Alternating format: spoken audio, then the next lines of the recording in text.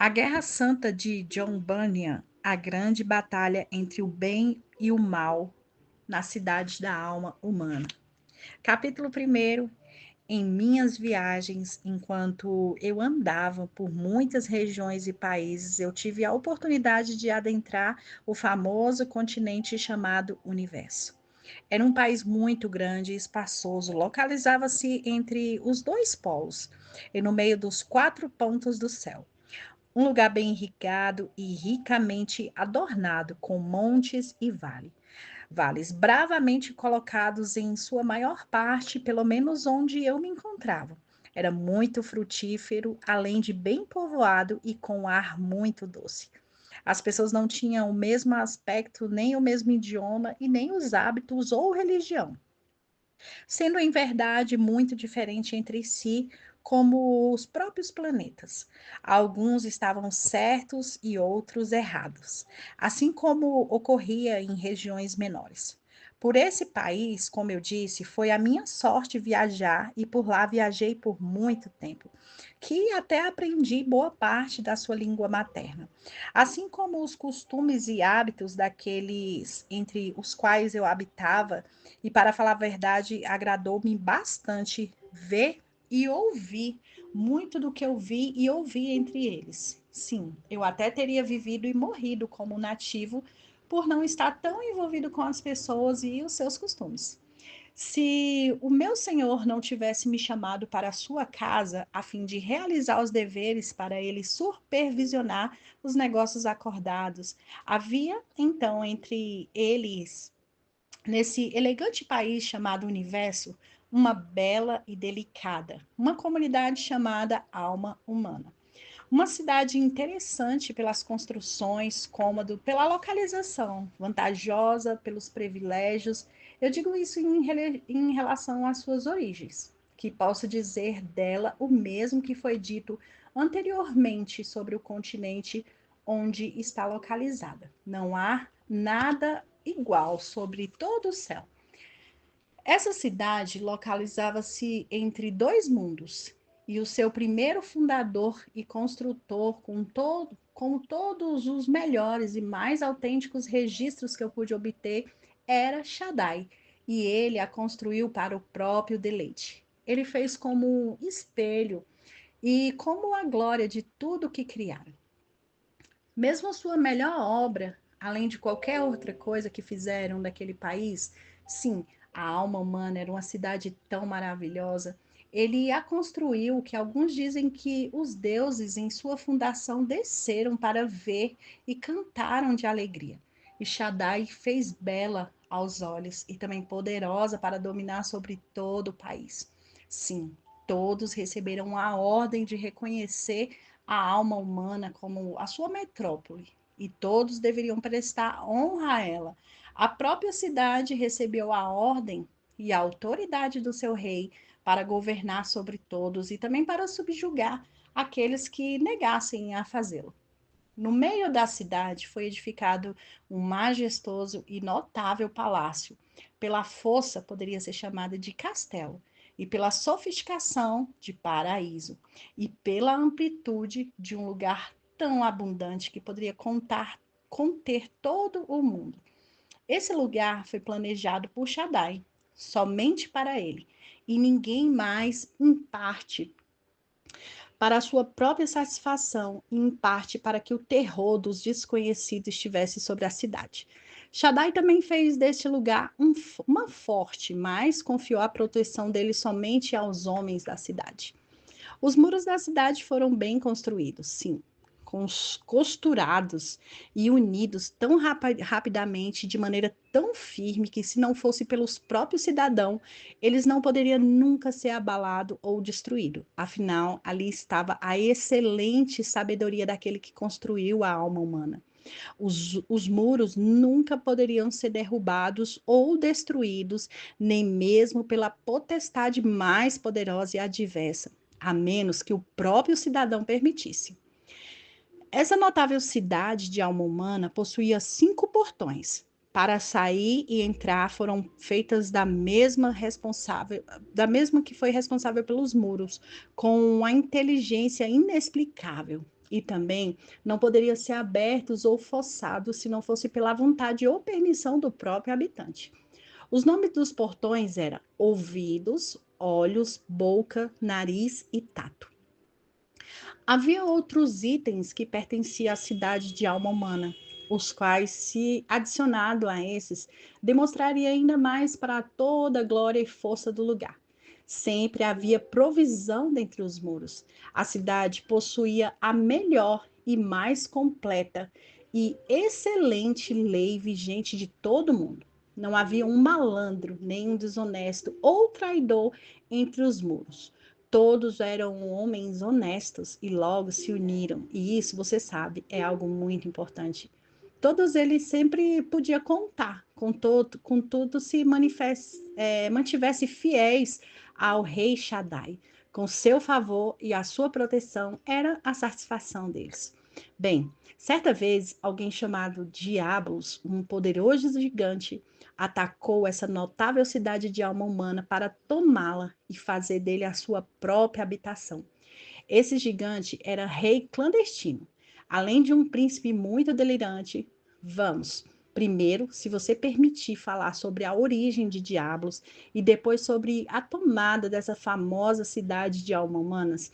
Diablos é de fato um grande e poderoso príncipe e ainda assim ele é pobre e miserável. Quanto à sua origem, no início ele era um dos servos do rei Shaddai, criado, conduzido e colocado por ele em posição alta e de grande autoridade. Sim, foi colocado sobre os príncipes que pertenciam aos melhores territórios e domínios. Diablos foi feito filho da manhã e possuía um lugar de prestígio e proporcionado para ele glória e muito destaque, algo que poderia ter contentado o seu coração luciferiano, se este não fosse tão insaciável e amplo como o próprio inferno.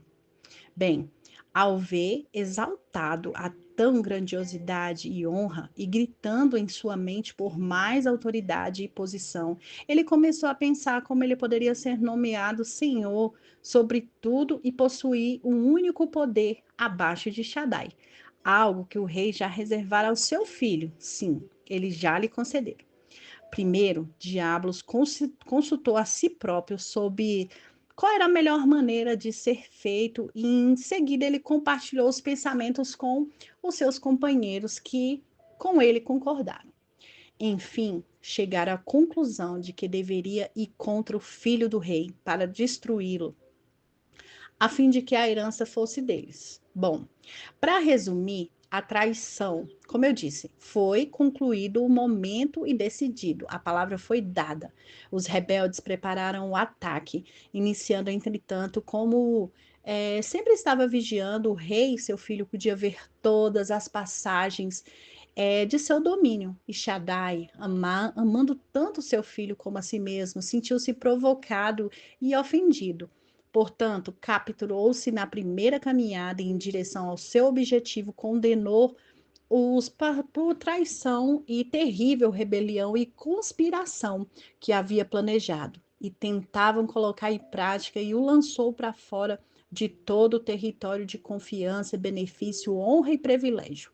Feito isso, Shaddai os baniu do tribunal e os lançou em seus postos horríveis, amarrando com correntes para que nunca mais experimentasse sequer o menor favor daquelas mãos e para que suportassem o julgamento que eles haviam determinado para sempre. Depois de eles serem lançados para fora de todo alcance da confiança e benefício e honra, e sabendo também que havia pedido o favor de seu príncipe para sempre, sendo banido de seu tribunal e lançado em poços, você pode ter certeza que eles acrescentariam ao próprio orgulho toda a malícia e raiva que pudesse contra Shaddai, seu filho. Pretendia, vagando e esbravejando com muita fúria, de um lugar para outro, à procura de encontrar algo que fosse do rei, para destruir e se vingar dele, e por fim chegar a esse amplo país do universo e seguir o seu curso em direção da cidade da alma humana. Ao observar que a cidade era uma das obras-primas de maior satisfação do rei Shaddai, após uma reunião, eles decidiram atacar. E eles sabiam que a alma humana pertencia a Shaddai, pois estava lá quando ele a construiu para si. Então, assim encontraram um lugar e gritaram de alegria e rungiram sobre ele como um leão sobre a sua presa, dizendo: Agora encontramos o prêmio e podemos nos vingar do rei Shaddai pelo que ele fez conosco. Então eles se sentaram e convocaram um conselho de guerra e consideraram entre si os quais seriam os melhores, quais as melhores formas e métodos que poderiam utilizar para ganhar a cidade da alma humana. 4 pontos foram propostos e levados em consideração. Primeiro, se seria melhor que todos eles mostrassem dessa maneira na cidade da alma humana. Segundo, se seria melhor entrar e atacar a alma humana. Seu novo disfarce era de maltrapilhos e miseráveis. Terceiro, se seria melhor mostrar suas intenções à alma humana.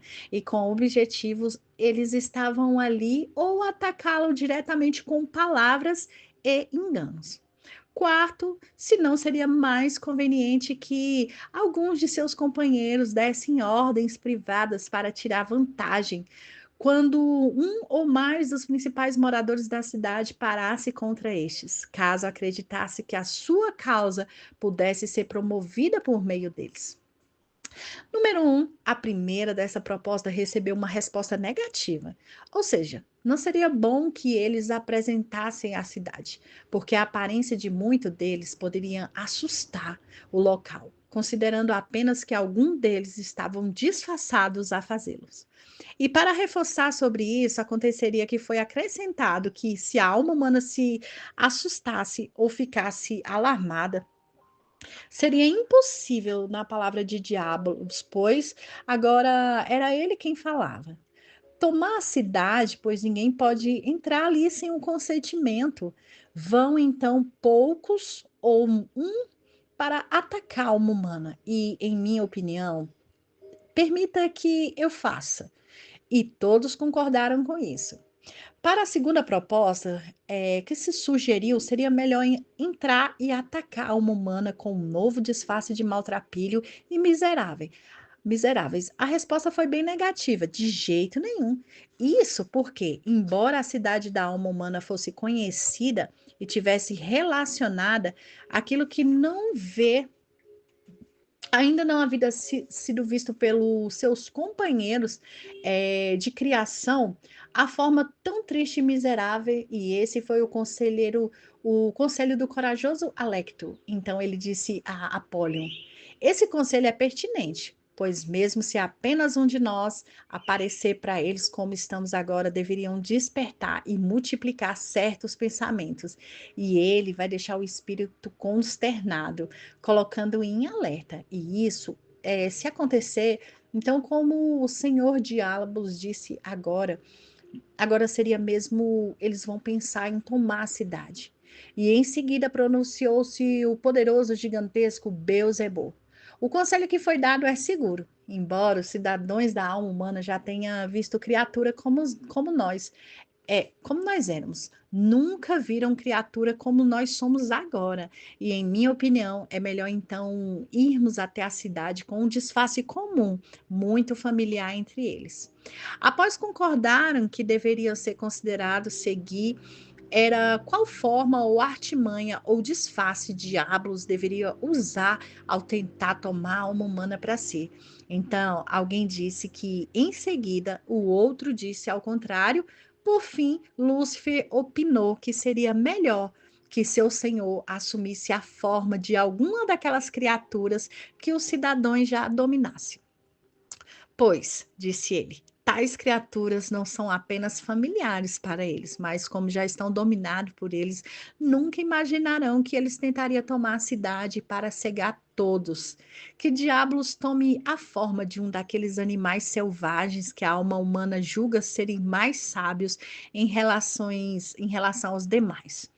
O conselho foi aplaudido por todos. Então, determinou-se que o gigante Diablos assumiria a forma de um dragão. Naquela época, esse animal era tão familiar para a cidade da alma humana quanto os pássaros é para um menino. Afinal, nada mais que estivesse em seu estado primitivo era admirável para eles. Então, seguiram para a terceira decisão.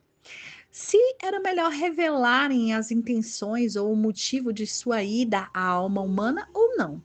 Essa pergunta também recebeu resposta negativa devido ao peso dos acontecimentos anteriores. Ou seja, o povo da alma humana era forte, um povo forte em uma cidade forte, cujos muros e portões eram tão transponíveis, sem mencionar o seu castelo, o que poderia ser vencido, de modo algum, a não ser com o próprio consentimento.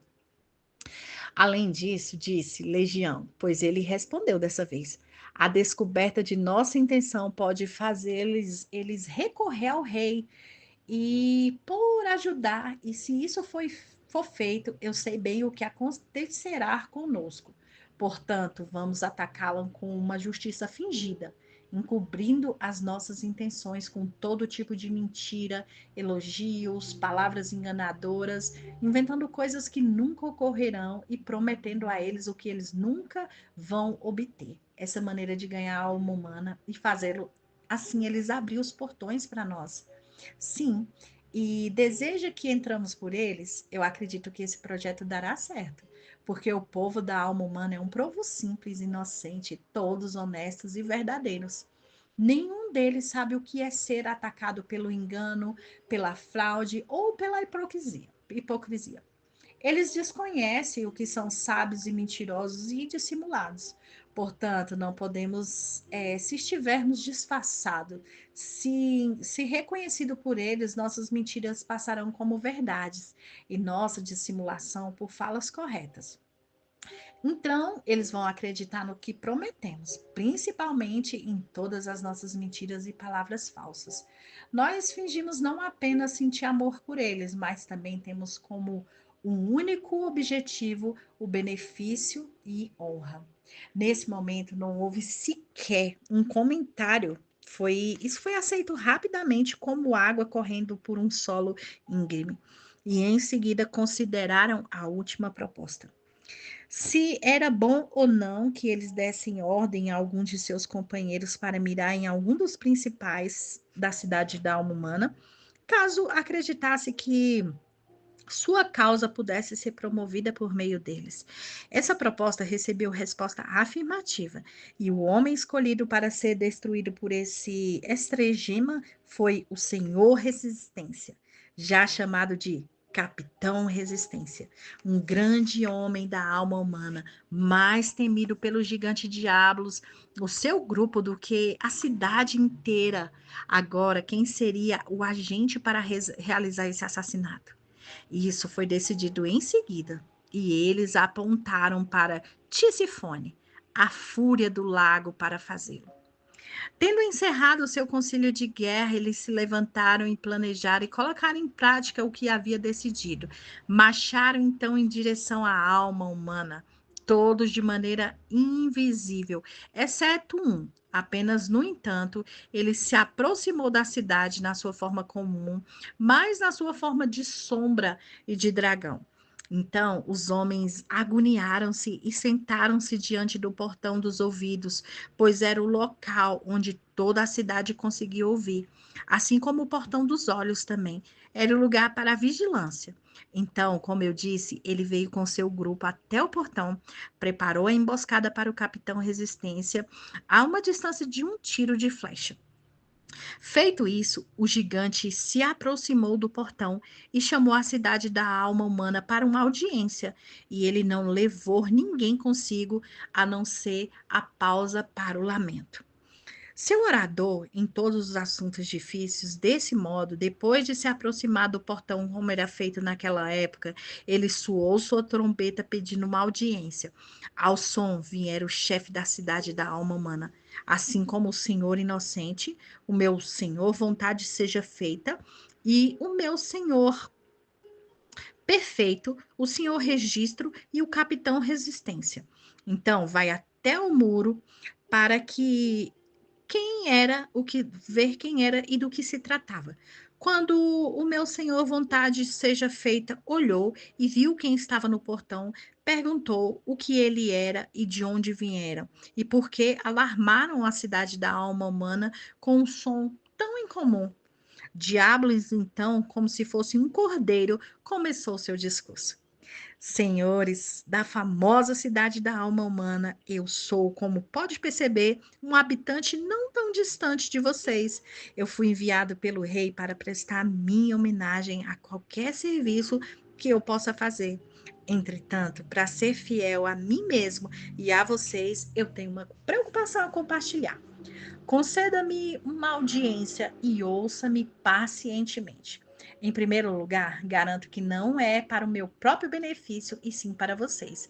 Que quero fazer o que faço, assim será manifesto, um bem completo, e abra a minha mente a vocês, pois, senhores, eu estou aqui para dizer a verdade, a fim de mostrar-lhes como obter libertação ampla e maravilhosa de uma escravidão de que, sem saber, vocês são cativos e prisioneiros.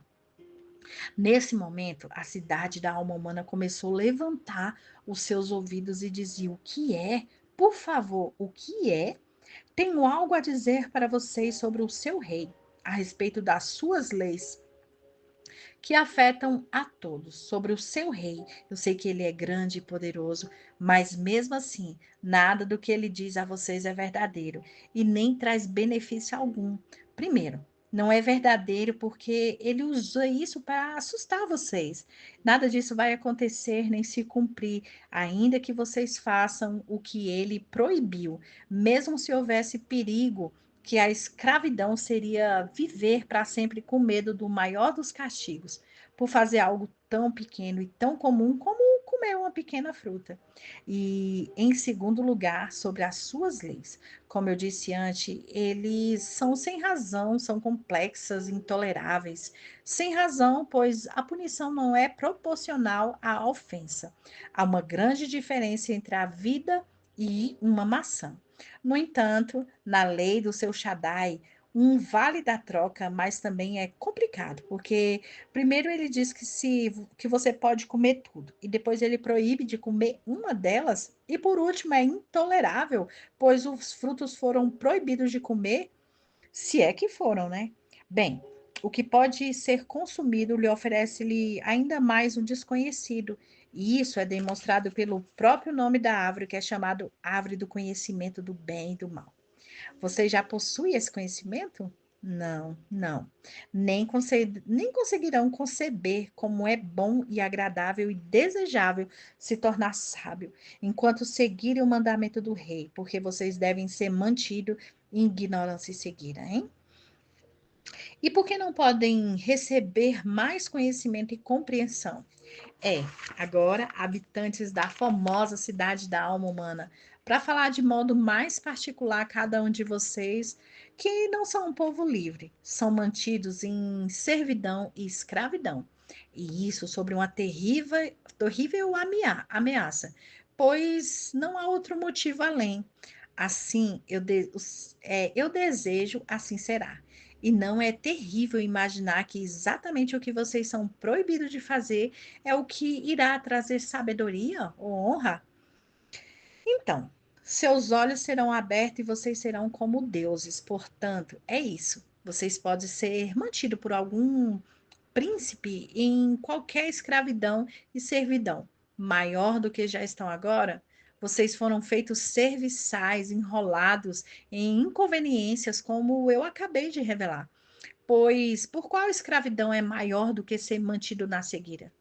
A razão não lhe dirá, é melhor ter os olhos ou viver sem eles. Então, viver em liberdade é melhor do que estar preso numa caverna escura e fedorenta. Enquanto Diabolos discursava para a cidade da alma humana, Tisifone atirou no capitão Resistência, que se encontrava sobre o portão, e feriu-o mortalmente na cabeça. Então, para o espanto dos cidadãos e felicidade do Diabolos, caiu morto sobre o muro. Agora, com o capitão Resistência morto, e ele era o único homem de guerra da cidade. A pobre alma humana estava completamente desencorajada. e não tinha forças para resistir, exatamente como o diabo queria. Então, frente veio a ele e o Senhor pausa para lamento. O orador que diabo trouxeram consigo e começou a falar para a cidade da alma humana. Aqui está o teor do discurso. Senhores, disse ele, é a alegria do meu mestre ter hoje uma plateia quieta e ensinável. Esperamos que influenciemos vocês a não desperdiçar um bom conselho. Meu mestre tem muito amor por todos aqui. E apesar de que ele bem sabe correr risco de sofrer a ira do rei Shaddai, pelo amor que sente por vocês, fará mais do que isso. Não há necessidade que algumas palavras mais seja dita, a fim de confirmar de fato o que ele disse. A palavra em si carrega em seu interior a evidência. O próprio nome da árvore coloca um fim em toda controvérsia. E nesse assunto, eu, portanto, devo acrescentar apenas esse conselho para vocês, com a permissão do meu senhor. Com isso, ele fez uma longa referência a diabos. Considere as suas palavras, olhe para a árvore e para o seu promissor fruto. Lembre-se também de. Quem sabe pouco é essa maneira de saber mais. Em a sua razão, se não for convencida a aceitar tão bons conselhos, vocês não são homens como eu pensei que fosse. Quando os cidadãos viram que a árvore não era apenas boa para ser comida, mas também agradável aos olhos, além de ser desejada para fornecer sabedoria, seguiram um conselho de pausa para lamento. Pegaram o seu fruto e comeram. Bom, eu deveria ter dito isso a vocês antes, mas enquanto o pausa para lamento discursava para a cidade, o meu senhor inocente, por um tiro vindo do acampamento do gigante, ou por alguma terrível aflição que o atingiu repetidamente, ou pelo hálito fedorento daquela terrível vilã, pausa para o lamento que me impediu de pensar. Desmaiou no lugar onde estava e não pôde ser ressuscitado novamente. Portanto, dois bravos homens morreram. Chamo de bravo, pois eram a beleza e a glória da alma humana. Enquanto ali viveram, agora não havia mais nenhum espírito nobre em alma humana. Todos caíram e obedeceram a diabos, tornando os seus escravos vassalos, como vocês irão acompanhar em seguida. Com esses homens mortos, o que o restante dos cidadãos poderia fazer para ser como homens e se encontraram no paraíso dos tolos, como citado anteriormente? Seguir para provar a palavra do gigante? Primeiro, agir como pausa para o lamento, lhe ensinando e olharam, consideraram que foram enganados com o fruto que pegaram e comeram. Ao comer, ficaram imediatamente bêbados. Então abriram os portões, tanto o portão do ouvido quanto o portão dos olhos, e permitiram que Diablos e seus companheiros entrassem, esquecendo do bom Shaddai, das suas leis e dos julgamentos que viriam com elas, com ameaças solenes até destruí-los.